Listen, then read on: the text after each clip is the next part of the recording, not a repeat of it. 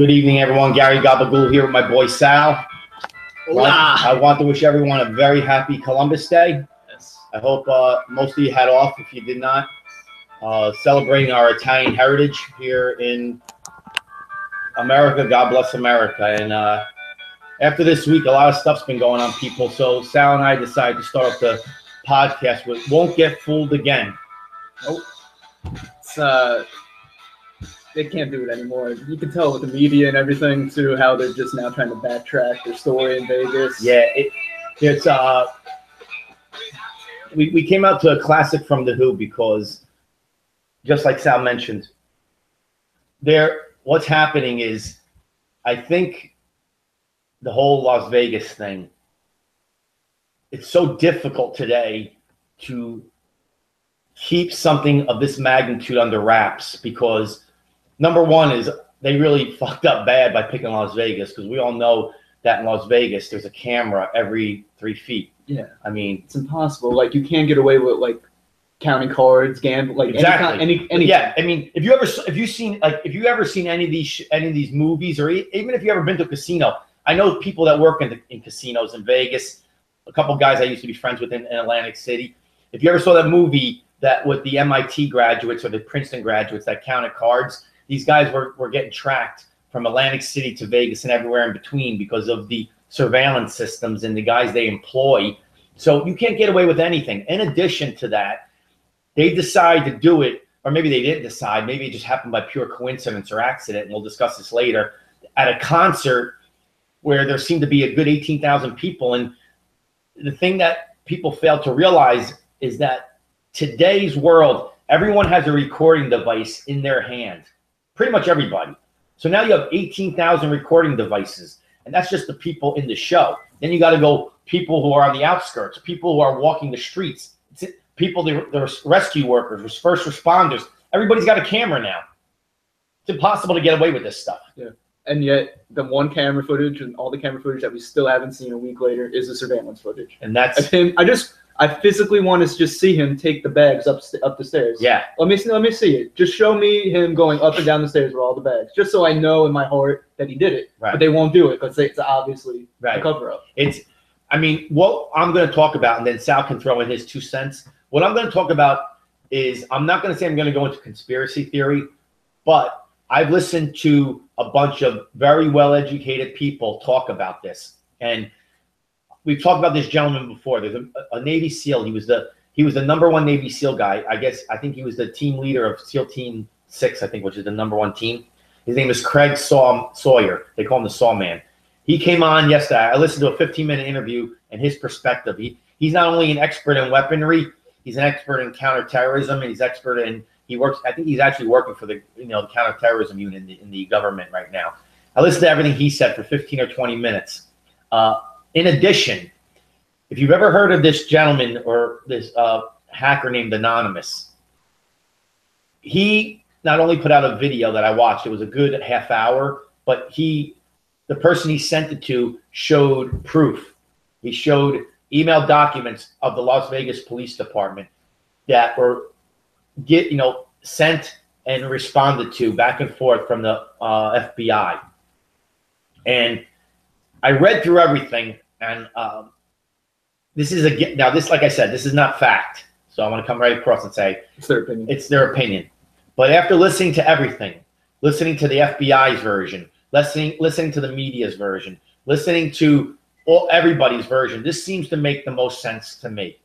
And I'll after I'm done, I'm gonna throw it over to Sal. Let him give his opinion or what his thoughts are on this. But basically, what this is, I'll give you the Cliff Note version. I'll give you the I won't give you the 30,000-foot view. Basically, this guy Stephen Paddock was and everyone heard this, and if you listen, here's a funny part. And there's nothing funny about this, but if you listen to the brother who did the interview, he actually said, when someone asked what his brother did for a living, he said he's in arms, and he shut up real quick. And then he goes, he likes the armed forces, which made no sense to the question. So this is an arms dealer. Yeah, this is the background. This is what's going on. Anonymous, and the way the emails read is that Stephen Paddock was a arms dealer, illegal arms dealer. He got busted. So they flipped him, and they were using him kind of like an informant, you know. So that's why they were videotaping the deal. And the FBI had their thumb on it. They were using this. And ISIS found out about it, and it all went sour from there. They killed him. They found out he was an informant. They killed him, and then they went on a rampage. And that's what all those guns were doing there. Because, like we said before, these were military-grade guns. These weren't some AR-15 that you go out and spend $800 on. These were $80,000 to $90,000+ weapons. But even the bigger question is, why were they even selling them to ISIS? Exactly. I think what they were trying to bust people is what they were trying to say. I hope so. Yeah, well, that's a whole other thing. Sal brings up a great point. Was this on the up and up? Were they actually doing the sting and they went astray, or were they doing criminal activity? They're trying to help these fuckers. Exactly. So this is where all the shit hits the fan, and we can. And then there was another gentleman, and I think he was originally from New Jersey. And my wife and I heard his interview today. His name was Rocky Palermo. He was shot, and he said since he was a little boy, he's an avid hunter with his dad. He owns a bunch of weapons. He's very well informed and educated on guns. He said that she was shot by someone on ground. Now they took him in the hospital. He was shot with his obviously he survived. Also, he brought in someone who did an analysis for trajectory shot. He said there was without a shadow of a doubt, unequivocally, there was no way Rocky Palermo was shot from a 32nd floor window. He said the trajectory was 100% straight in. So, meaning the person was at ground level. Rocky Palermo states that he's called the FBI, being a victim as well as an eyewitness, at least a half a dozen times, and he has not gotten a call back. In addition to that, I saw today where some journalists, and they weren't journalists like media journalists, they were like independent journalists who wanted to get to the bottom of it. They were chasing FBI employees around, you know, people who were in charge of the investigation, and asking them, what of all these discrepancies? The FBI had no comment. And the thing that was interesting is they had proof of this. They were showing, and after they got done, they showed the camera proof that he didn't check in on the 28th. He checked in on the 25th. They had room receipts of 2 people, not 1 person. They had some other cool stuff, too. So then you say to yourself, excuse me, why is all this happening? Why is all this happening? And Sal brings up a great point. Is it incompetence? Which I know this sounds terrible, and it's a horrible tragedy. You would pray it's incompetence. Yeah, but not the other thing. You know it's not incompetence. You know it's a cover-up for something. They're covering up their incompetence is what it is. Right. No, meaning, did they just screw up the whole sting? Oh, yeah. Or did they actually, are they selling it to them? That's a whole, exactly. that's a whole nother That's story. what I'm praying. Yeah. It's that they screwed up the sting. I mean, not that it's a good thing. No, that's something that's going to take time to find out. Yeah. So, but it's the title of our show is like, they can't fool us again on this stuff. Then we know something's up. Why not just come clean with it? Because we all know, because all this does is further distance people from government and further people from the Democrats. Basically, what it does in my mind is because they're the ones who want big government and more control. Right. And like all this does is prove like, whoa, we can't be giving these people power. Here's my thing. 2 things. Do you think they're covering it up because they have a litany of lawsuits that will come, or they just are so like? There's a whole bunch of questions here. Are they covering it because they're afraid of getting sued by all these people and multi-million dollars? I mean, it's all monetary with them, I guess. Is I don't know. I hope. Is their egos that big that they're afraid of looking bad? Probably right. Yeah. Right. Yes. No, I think that's it. No, and here's the thing. We talked about this a bunch of podcasts ago. There's a new FBI director, Andrew McCabe. And let me tell you something. I thought it was Ray. What happened? No, is he CIA? Who's the Ray guy? Pomponio CIA. Yeah, Pomponio CIA. This is Andrew McCabe. He's FBI. Okay. I'm going to tell you something so far. I'm not impressed. I'm not impressed at all. To me, and I haven't heard him on any of this stuff. That's another thing that bothers me is that the FBI director has been completely silent. And I haven't heard from him. I don't know if anyone out there has heard. I don't know if you've heard. I've heard nothing. And to me, this is something that the FBI director has to be front and center about. You know, I am not. So far, we've had a string And the only thing I can compare it to, living here in New Jersey or maybe being in California, you guys have had a string of shitty governors. We have also a string of shitty governors. Right now, we've had a really horrific string of shitty FBI directors. I mean, this guy McCabe's not impressing me. Matter of fact, he's disappointing me big time, unless something changes drastically. Mueller, Comey, those string, terrible, awful guys, just terrible. Wow. I think, I mean, there's definitely, especially that guy Sawyer, Sawyer, yeah. He said that there was 99.9% chance of there being multiple shooters. Without a doubt. Without a doubt in his mind. Without a doubt. And students, the man. That's what he does for a living. Yeah, he's a SEAL member. Like, exactly. He would know these type of things. So like him, and he took everything into account. He took the echoes. He took the sound. Listen, whatever you do for a living, people, I don't care what it is. If I know you are good at your job, so whatever you may do out there watching this podcast, if you're a nurse, if you're a doctor, if you're an auto mechanic, whatever the case may be, and I know through experience that you are very good at your job. I know what Sal does for his job. He's very good at it. I know what I do. I think I'm very good at it.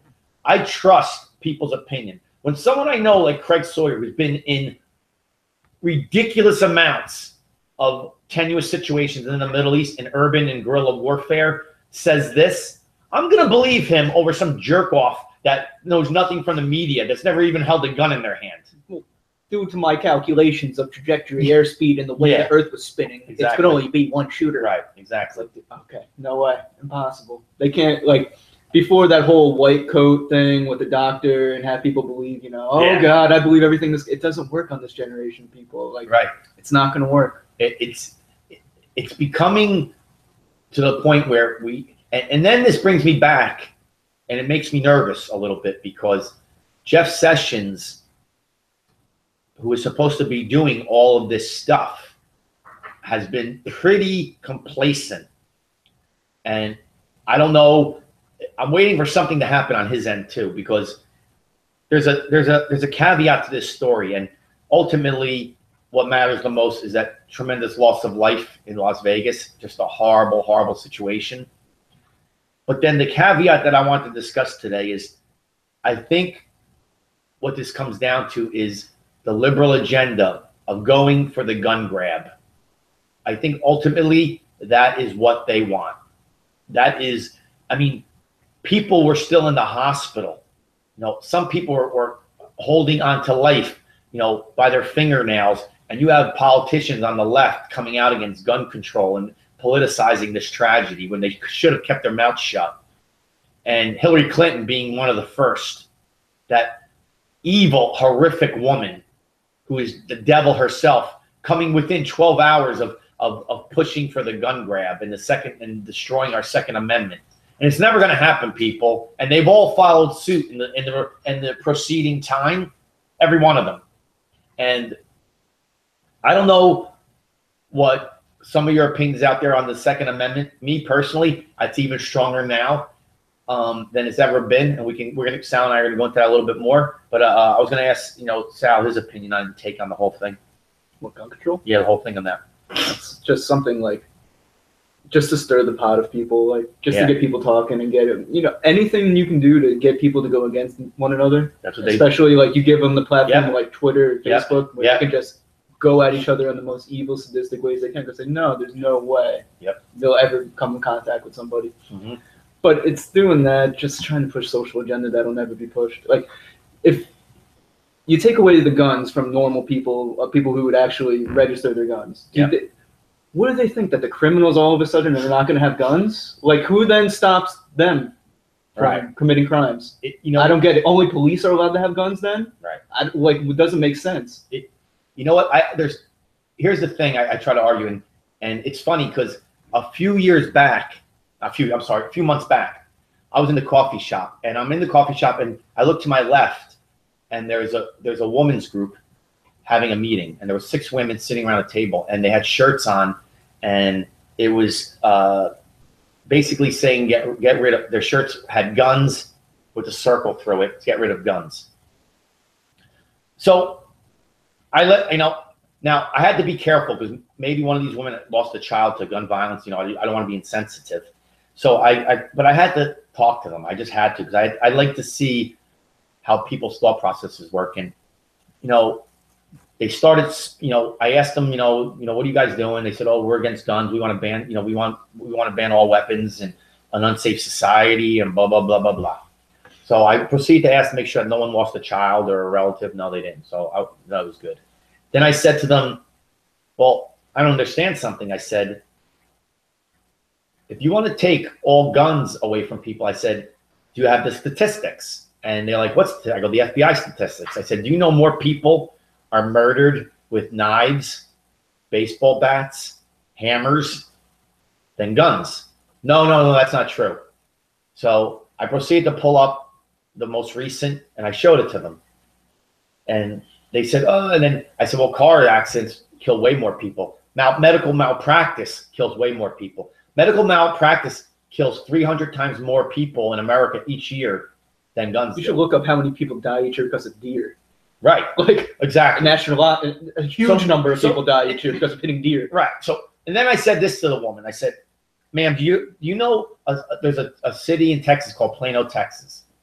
It has the highest gun ownership per capita in the nation, meaning more people own guns in that city than anywhere in the country. And do you know what? Look anywhere. It's the lowest crime rate and one of the nicest places to live in all of the country. Now, conversely, Chicago has one of the strictest gun laws, meaning nobody has guns in the country and in the city. And they have the highest murder rate and criminal rate in the country. So you tell me, how do you equate that? And they had nothing to say. And then they kind of shut me down and said, we had to go back to our meeting. Because when you address a liberal with facts and they can't address them, they do one of two things. They either call you names or they just shut you down and ignore you or walk away from you. Because they know what they're saying makes no sense. Because that whole scenario I just painted is a perfect example of why gun control makes no sense. Zero. Yeah. They can't handle being wrong. It's narcissism that plays into it. You're exactly right. And Sal said this last week. And I know it struck a chord with some of our viewers because they wrote about when Sal said that a good chord. They were like, yeah, he's correct. They are so, first off, liberals think they are morally superior to the rest of us. Yeah. They think they're smarter. And if you notice, they always, when you get in an argument with a liberal, they always love to tell you where they went to college, especially if it was somewhere good. They always mention, oh, that person is from Princeton. That person is from Harvard or Yale or NYU, which to me doesn't mean shit. What that means to me is that person just had a lot of money. Their family had a lot of money to send them there. In all honesty, that's what it means to me. Or, you know what? They went to a good private high school, and their father was an alma mater, or mother was an alma mater of that college, and got them in. That's all it means to me. Don't mean shit where you went to college. I could care less. That's my take on the situation. On that. But that's what they think, and then they're so narcissistic about it, like Sal talks about that. Narcissistic psychopaths. Exactly. It's like a liberalism is like a mentality. It's like a mental disorder. It's a mental disorder. It's its own. Right. It's its own mental disorder. That's why we have a cure for liberalism. Exactly. That's why we need to write this book. Yeah, we did. I heard a great analogy from a guy. It couldn't have been any easier. And this is what he said. He said, I'm going to take this down to the brass tacks, the basic premise of society, of the world, the laws of the jungle. In the jungle, you have a predator and you have a victim. So he said, if you were observing a cheetah chasing a gazelle, and the gazelle, 99 out of 100 times, the gazelle is going to get killed by the cheetah. However, in the 1 or 2 cases that they don't get killed, the gazelle might get lucky and use its horns and catch the cheetah somehow. Okay. So he said, what would you do? Would you decide for those 2 or 3 gazelles that survive, would you decide to clip off their horns? No. Why? By taking away our guns, that's what you're doing. You're making the victim become 100% useless. Exactly. And the predators not only become more powerful, they multiply and become more predatorial because they have no opposition. And I'm going to tell one other story, then I'm going to turn over to Sal. I watched a show on HBO once. It was people on death row who murdered lots of people. and they were going to die within a month or two. Somebody went in and asked them and said, why did you commit the crimes that you did against the people that you did? And you know what they said? Because we could. And the interviewer said, what do you mean? He said, we committed the crimes where we knew that the people had no weapons. They had no way to defend themselves. We had guns. We had knives. They had nothing. They were on the street. They were in a place where you couldn't carry. They asked him, would you have done the same crime in Texas, Florida, places where they'd say, no, we wouldn't have done it. Because they said, why not? They said, why not? What happens if we roll up on 4 guys and there's 3 of us and they pull out guns? If we do that in a place like Chicago or Jersey or New York or Massachusetts, they can't carry. So we know they're unarmed. So we have the advantage right off the top. If that doesn't tell you liberals that they went to see these guys who had no reason to lie, they were dying in 30 days, they told the absolute truth, is that criminals were afraid to commit a crime in a place where they may have a gun. How much more fucking stupid can you people be? I don't see it. It's amazing. It's incredible. But yet they push and push and push, and they enact the dumbest laws and pass these provisions. Like today, they passed that if you knowingly infect someone with HIV, it's not a crime. It's so ridiculous. That's in California. Every time we talk about liberals, I just instantly think of California. Yeah, California is off the charts. I think they vote against the sanctuary city. They vote against something like that. But what else is a crime there? Like something petty is like a felony. I'm like, oh my god, like this, what a backward ass state. It's so ridiculous, and it just continues to get worse and worse. Every day, you just hear about more liberal insanity.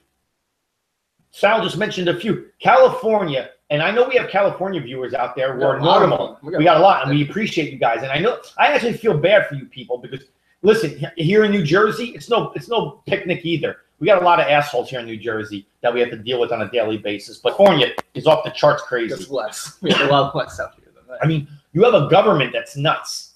I mean, Jerry Brown is a maniac. He just voted to put sanctuary cities all over. He wants to become he doesn't want to be a sanctuary city anymore. He wants to be a sanctuary state. Yeah, people. Have fun living there. It's a nightmare what you guys got to go through in that shitty place. It's insanity. Nuts. That's what we're going to get into next. It's funny because I've been thinking about it a long time. I said, and I'm not going to talk too much about the NFL. This really isn't about the NFL, but it kind of is. I wondered why the NFL does what it does, because